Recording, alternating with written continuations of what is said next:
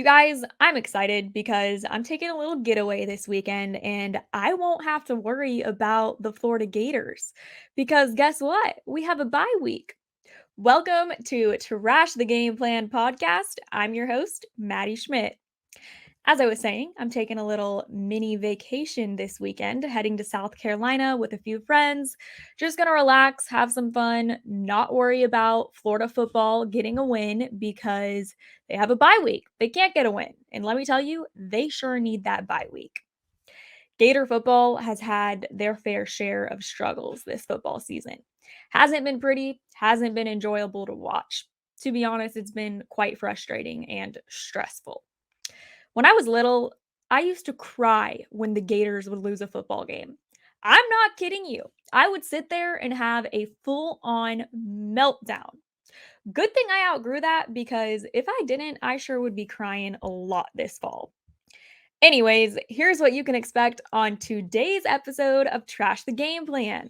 I'm going to rant a little bit more about my Gators in college football.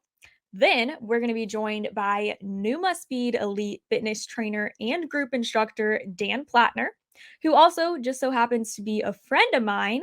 Then later in the episode, I'm going to share a little bit about my personal journey with health, fitness, and finding that healthy balance with exercise. So get ready. All right, college football, the Florida Gators. Today, they are my squad that needs to trash their game plan or lack thereof on the defensive side of the ball. If you don't follow college football, I'm going to give you some stats and some numbers to just chew on real quick so that you can get a feel of how bad this Gators defense is. Florida fans, we thought it couldn't get any worse than how it was under Todd Grantham, but boy, were we wrong. The Gators defense has allowed 28.1 points per game this season. That is the third most in Florida football history. That currently ranks 77th nationally. On top of that, the Gators have the worst third down defense in the entire nation. Not kidding you, the worst in the entire country. That's a fact, that's not an opinion. Florida has allowed opponents to convert 53% of third downs. And that's a stat that's trending in the wrong direction after LSU this past weekend. Florida allowed LSU to convert 8 out of 12 third downs. LSU was also 2 for 2 on fourth down attempts. That's bad. This isn't something that's new. It's been a recircling problem this football season. Against the Tennessee Volunteers earlier, they converted 6 of their 9 third down attempts. Back to LSU. LSU scored 6 touchdowns on their first 6 drives. The Florida defense was pretty much non existent, as it has been this entire season. I don't know what exactly the problem is, but it seems to be we have been trending in reverse. Started off strong against Utah, getting the win, which, by the way, when I look back at that game, it could have gone either way. It was a few plays that determined the outcome. But Gator football has gone in reverse. We have been playing soft. I don't know why. I know it is a rebuilding year. We have first year head coach Billy Napier and an entire brand new, humongous coaching staff. Lots of new bodies in the building, getting familiar with things and how Napier wants to run the program. But there's no reason we should be as bad as we are. Defense looks uninspired. They look like they don't want to be there. I don't know if this is a coaching issue or if this is a player issue. I know it's not a talent issue though, because the Gators roster is full of talented players, 4 5-star recruits. This is the SEC East. But watching them play is confusing. I don't know why we are playing so far off of guys. I don't know why our coverage is so soft. Even after this Florida loss, this is pretty bad. A Gator player posted on their Instagram story, which I'm sure you probably heard about, excuse my language, F this team. Not sure if they were referring to themselves, the Florida Gators, or their opponent, the LSU Tigers. Either way, that is something that should have never been posted. That shows immaturity, but it's also very embarrassing for the program. And it makes me wonder what is going on behind closed doors. Why are players having these emotions? Is it a relationship coaching issue? Is he just mad that he's not getting the playing time because he's not good enough? Or does he feel he's not being evaluated correctly? What's going on? The one Gator player that I do want to shout out on defense that I have been impressed with is Ventrell Miller, and he's about the only one that looks like he wants to be there. As I said before, I don't know what the solution is for this Gators defense, but I do want to see and I do expect these guys to go out there and play like they want to be there. You play college football in a Power 5 conference, so act like it. That's not something everybody gets to do or has the privilege of doing. They should be fighting for a chance to play in the NFL at the next level, but it doesn't look like anyone really cares to be there. They look uninspired and unmotivated, and that is not the Gator standard. Go out there and put some fight into your play. Like it's sad and it is very concerning because the Gators have Georgia on deck next weekend. Don't expect a win, but I'd like to see a fight. I don't want it to be a complete blowout. After that, they got to travel to College Station. Then later on, we play our rival, the Florida State Seminoles, on the road. And the Gators are going to struggle to even be bowl eligible this year. I'm not sure where the wins are coming from. We still have to play Vandy. That should be a win. We have to play South Carolina. That's a winnable game. It's going to be tough. It's probably going to be a shootout, but it should be winnable. But I'm not confident that we will win. We'll see. But if Florida is in this same boat that they're in right now on the defensive side of the ball this time come next year, Billy Napier and his staff are going to be in trouble because let me tell you, this Gator fan base in the Bull Gators, they're not going to put up with it. This is a tough crowd to please, as it should be. This is the SEC. This is not Saint the Sun Belt anymore. Okay, enough of my rant and rambling about the Gators. Now we're going to move on to something a little more positive and uplifting because Dan Plattner, NUMA speed and fitness instructor, is English. It's hard. He's joining the podcast, so let's chat with Dan now. Welcome to Trash the Game Plan podcast, Dan. Thanks for being here. How are you? Good. How are you doing today? I am doing well. I'm super excited to talk health and fitness with you and exercise. You and I met a while back in college, the good old days. So we got a little bit. Yes, they are. We got a little bit of history. But for those that don't know you, why don't you tell us a little bit about yourself and what you do now? Awesome.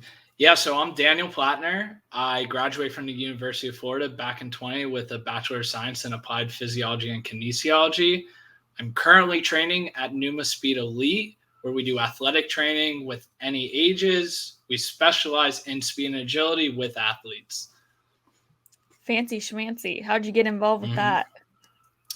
So it's actually funny. When I first graduated was COVID, 2020, summer going in, and it was tough. I actually did not see myself ever going back to Gainesville. I went back to Sarasota, had to try finding something. Fitness obviously couldn't be around anyone. And I ended up picking up a job as a golf cart attendant and doing landscaping. And that wasn't my forte. So I started looking around. My girlfriend happened to be in Gainesville, so I happened to look around. I knew of NUMA Speed Elite. I had a few of my friends who were athletes playing for UF who were working out there, and I was like, that's interesting. Checked them out, saw that they were hiring. One thing led to another, and here I am, starting year 2 there. I never thought I would end up back in Gainesville either, Dan. So you're not alone. It's funny how things work out. Yeah. But yeah, so NUMA Speed, that's a pretty big place. Some fancy people that go there, Gator athletes. Oh, yeah. Who's been the coolest person that you've been able to work with? This is tough. There's so many, and I feel bad picking a favorite. But one of the ones that I've enjoyed the most, I've spent the most time with, is actually Cleveland Browns running back Dearness Johnson. When I first started coming there, he was actually the first athlete that approached me and came up to me and was like, "Oh, hey, you're a new trainer. I'm Dearness." At the time, I was like, "Dang, that's Dearness Johnson right there." And he's such a humble guy, super fun to work with, knows how to have fun. And you can also tell with working with him what really separates a pro level athlete compared to a college or a high school level athlete. Their mindset, actually getting in the zone of working out, knowing the goal they have to reach, when to reach it. It's pretty impressive. So he's definitely been one of the standouts for me. So, how do you customize a workout plan for someone like a Cleveland Browns player compared to Joe Schmo like me? Because it's not the same level.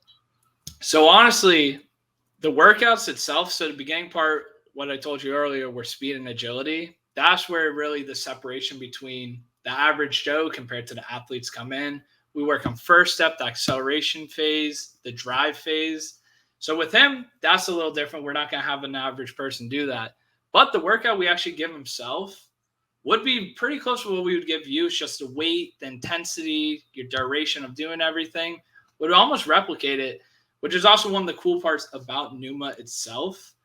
You literally are working out right next to an NFL running back, or you're working out right next to an MLB pitcher, and you're like, dang, I'm doing what they're doing right now. And just gives you that sense of, this is pretty dang cool right here. That's crazy. But I'm curious, why was a Browns player in Gainesville, Florida? So actually, Dearness Johnson, his story, and he's got to write a book one day about this, is he actually played football at USF. He was a running back there, and he ended up trying out for the league. Didn't get the job, obviously. And then my boss, Tim Montgomery, found him at a BJ's, a local restaurant in Gainesville, and was talking to Dearness, and he was actually working on a fishing boat, just trying to make a living, wasn't doing football or anything else. And Tim worked with Dearness 2 off seasons, primed him, got him ready. And sure enough, Dearness got another shot at the league and he made it. Pretty crazy. I love that. You just never know.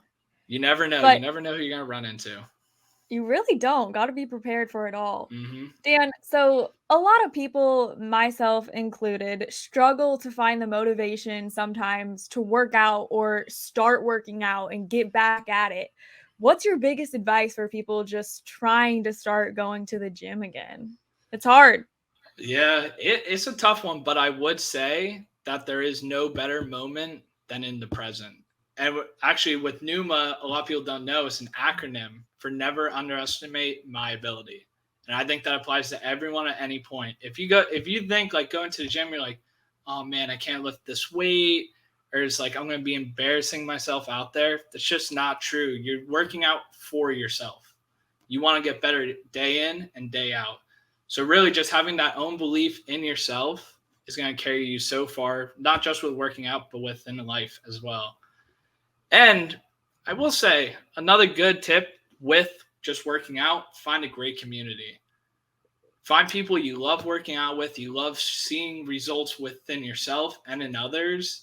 Just having that positive motivation, keeping it fresh each and every day with them, I think goes a long way. I will say working out definitely has helped me from a mental standpoint. I never used to do it this much or prioritize strength training until I realized how good it made me feel Oh, yeah. mentally. Oh, yeah, 100%. Definitely just gives you mental clarity. That's actually why when I first really got into working out, it was to help with just stress. It was UF when I was out of classes. I was like, man, I just had so much going in my mind all at once, but working out was almost like my mental escape. That was like where I could do my stuff in my own time, feel good about myself afterwards, and then get back to all that schoolwork. You mentioned working out at UF and college and stuff, which I use too as a stress reliever, but a lot of people don't have time, or time is the typical excuse as to why you can't exercise. I've heard a lot of different things in this industry with fitness professionals and trainers in terms of how often you need to exercise. Some say 7 days a week, some say a few days. What is your opinion? So my opinion, which I tell all of my clients, is listen to your body. Some weeks you're feeling great, going 5-6 times a week. Other weeks, if you're feeling like, meh, you're not really sure, make sure to at least get in 3. I would say 3 at a minimum. But even that could just be a brisk walk one day. Enjoy the weather, especially nice weather coming to Gainesville right now. Enjoy the weather. If not, just always really feel how your body is feeling. I don't think there's necessarily a right answer. It's just more how you are feeling yourself. Yeah, everyone's different, and I get Yep. that.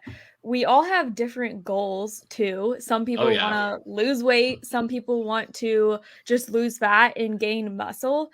I'm curious personally, say you want to lose some fat and gain muscle, what sort of workout routine would you recommend for someone with that type of goal? Run me through a male versus female scenario Okay. because we are different. Yeah. Although some might not realize that we are different and Yeah. can't do the same things. So I would say before just jumping into the difference of the workout, it's 50% your lifestyle, 50% your diet. Diet's huge, especially if you just want to lose weight. You can do all the working out you want. But if you're eating a whole pizza to yourself at the end of the night, that's just canceling each other out. So it's Darn, I 50% of can't do that that? workout. No, unfortunately not. Unfortunately not. But Oh. 50% definitely comes from that workout. 50% comes from that diet. Combined together, you're going to achieve any goals you want. Now, specifically, if you're looking to gain muscle and burning that fat at the same time, I recommend a high intake of protein. So a lot of times I recommend to my clients about 60% of your diet that you're intaking should be protein. And the others can be carbs and your fats you get from there. Now, actually, with the workout itself, I would say for males, a lot more heavy strength training. So we're going to actually load up a lot more of the weights, but keep it still. We're going to put in that cardio, put in the work. But with females, it's almost the same thing, just lowering the weight, maybe lower the intensity, a little more of that duration of your rest you're doing in between. And then if be just depending on your goals, exactly how we attack that strength training, how we attack that cardio training from there on out. Some people say that cardio isn't even necessary in terms of if you want to lose weight and just gain Yeah. muscle. What are your thoughts on that? So I actually, before working at NUMA, I was just strength training. I was like, oh, I'm just going to strength train. I'm just going to keep doing that. And I thought myself was like, oh, I'm in pretty good shape. My first day at NUMA, I got busted. I was working out with actually now one of my closest friends. He's a 45-year-old dentist down here in Gainesville. I was looking at him and my boss told me, he's like, yeah, that's going to be a workout partner today. And I was like, this guy, I'm about to smoke him. And we ended up doing classic leg day. We were pushing some sleds, doing some squats, and we actually started including cardio. And that's where I realized, like, dang, I can't keep up with this guy. We started running, and it's actually, to me, so our style of training at NUMA is athletic style. So it's a mixture of strength training and cardio. And personally, in my own body, I've seen the most results since being there a year now. I've dropped my body fat 7%. I've gained 16 pounds of muscle, and I've lost 11 pounds of fat. So with me, introducing cardio actually heavily increased just my athletic style and my overall body physique. So I personally am a big supporter of including cardio into your workouts. Well, good for you. Maybe I need to stop by Thank you. NUMA. Thank you. Hey, we're always looking. We're always looking. So, another good exercise, especially a good ab exercise, is laughing. Do you have any funny or embarrassing Oh. gym/training stories that you can share? You don't have to include names. We're not gonna embarrass anyone too Oh, much. no, it's embarrassing on myself. Okay. So actually, the first off season that we had with a whole bunch of football boys, we had some of the UF guys, some of the NFL guys we had. So at the gym, we always got our music blaring. Everyone's always dancing and all that. And this is at the time when I first started working there that the gritty was gaining relevance in the NFL, your touchdown celebration, all that. So a lot of the guys are doing the gritty. And then we banter around here and there, and then they start telling me, they're like, Daniel, come on, do the gritty, do the gritty. And I was like, man, you guys don't want me to break that out. And they kept pushing me. Eventually I did it. And when I tell you jaws dropped and people are like, what is this man doing? I just don't have the flow, I guess, but that was definitely my most embarrassing moment, attempting the gritty in front of all them who are actually very good at it. And then me just looking like a clown, just flapping my arms around. Do you have a Easily the most video? embarrassing. Oh no, no. And if there is a video, I hope it's buried forever. I never You're want gonna that to have to do it. surface. You're gonna have to do it on video. We need the video. Ugh. All right, Dan. I think I'm gonna let you go now. We're approaching the time limit, but thank you so much for Beautiful. Thank joining you for the having me. podcast. Thank you for Yeah, having me, Maddie. it's Also, before I go, I just want to tell anyone in the Gainesville area, you come to NUMA Speed Elite and you tell me you listen to Trash the Plan podcast. pause.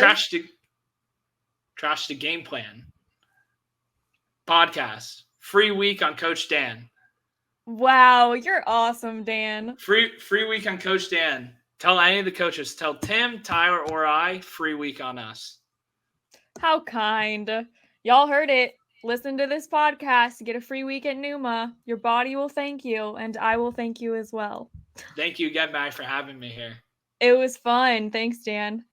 Staying on the whole health, physical health, working out, and exercise conversation, I have not always been the exercise fanatic that I am today.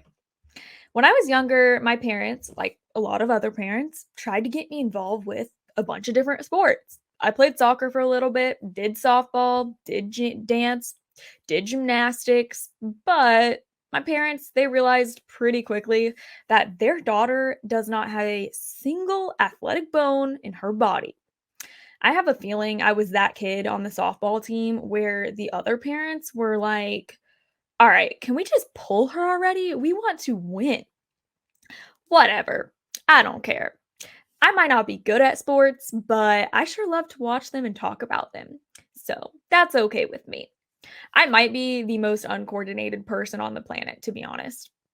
But let me tell you, if walking were a sport, y'all, I would be the world champion. If you know me, you know how fast I walk, and it's very fast. I also walk a lot. My mom and I walk probably 10 miles a day, about 5 days a week. Sounds crazy to some, but if you don't like to exercise, I encourage you to take a walk. Maybe not a 10-mile walk, maybe just a mile or a few miles, but walking is so good for you, not just physically, but mentally. It's just a time to connect with yourself, get away from the world, and just process your own thoughts. Take a walk, you'll probably feel better afterward. But wait, I just thought of this. Is cornhole a sport? I think it is because I've seen cornhole on the TV guide before scrolling through channels, and there are cornhole championships. My family loves to play cornhole, especially at family gatherings. My dad even made us some Florida Gator cornhole boards. Yeah, he wanted Gator cornhole boards and saw how expensive they were. Then he was like, I can make those. And he did. And they actually look pretty good. So shout out to you, Dad. But when we play cornhole, I throw overhand. That's right, you heard me. I throw overhand. Before you judge me, let me tell you, I make it in the hole more times throwing overhand than I do throwing underhand traditionally. So, next time you play cornhole, I encourage you to try overhand. There's some videos of me doing that. Might not be pretty, but it's impressive. Might have to pull them out for you guys. But so I didn't really start exercising consistently until high school. And I'm going to be completely honest with you guys and real because that's what Trash the Game Plan is about. It was not a healthy relationship with exercise. All I did was cardio and a lot of it. I thought that if I would get on the treadmill for an hour, 2 hours, I would be skinnier. I would be thinner.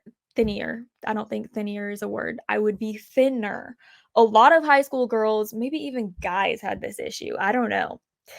In high school, you think you should look a certain way. You think if I look this way, if I look like her, if I'm a guy, maybe if I'm a guy, if I lift heavier weights like him, I'll look like him or be the popular kid in school. Everyone knows that high school is full of body image, popularity issues, things like that. So I was the girl who thought if she got on the treadmill for this amount of time that she would be thinner and skinnier and be more like the popular girl. It's not the case. You can't get on the treadmill and change the way you look. I mean, Maybe you can from a weight perspective, but not necessarily the way you look. And you shouldn't want to. And I don't want to anymore, but it was a rough time in my life trying to chase a certain image that wasn't realistic and I should have never been chasing in the first place. I'm happy to say I'm not in that boat anymore. I don't want to be anyone else or look like anyone else but myself because I'm Maddie and I'm pretty darn awesome, if I do say so myself.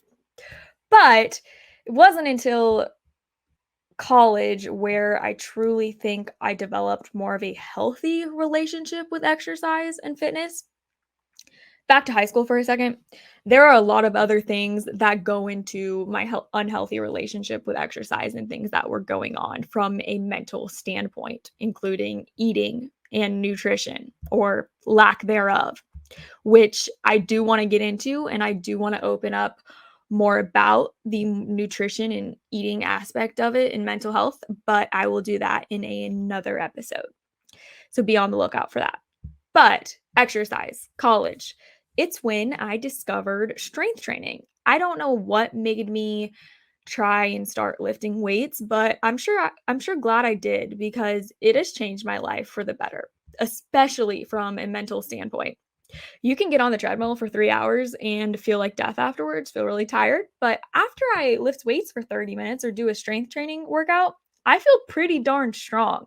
Might not look it, but I feel it. So if you haven't tried strength training, I encourage it. No, ladies, you're not going to get bulky unless you eat 400, 500 grams of protein, which I couldn't do if I tried because I love carbs. I prioritize carbs. It's not good. But yeah. So, strength training. I have never had a gym membership, but I did discover YouTube workouts and I'm hooked on them. Let me share just a few of my go-tos and my favorites. One being Nourish Move Love. Another one I love is Pop Sugar Fitness and Grow with Joe and Chloe Ting.